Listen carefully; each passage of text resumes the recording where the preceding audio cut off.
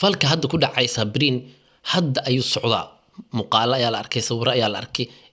sanayaal kale ayaa la soo qabtay gobolka Banaadir oo kale macallin ayaa cunug si xun u galay cunuga yarka dadiis iyo adeerkiis ayaa saan u galeen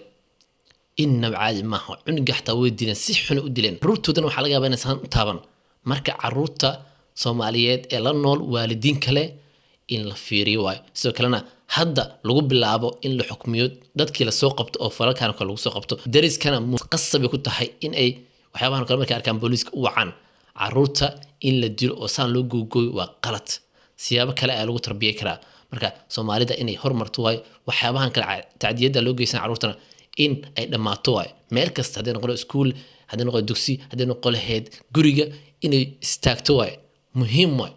in sharci laga soo saaro waa baarlamaanka xataa la geeyo oo carruurta يعني سان لو مقلي كرو لا نتابع رتو حبك سبب كله لو تربية كرا لكن سان قالت وين مسكحين لو دلي جسميا لو دلي عندك أساس وإحنا كم فهمه كم نبرناه تمام نقط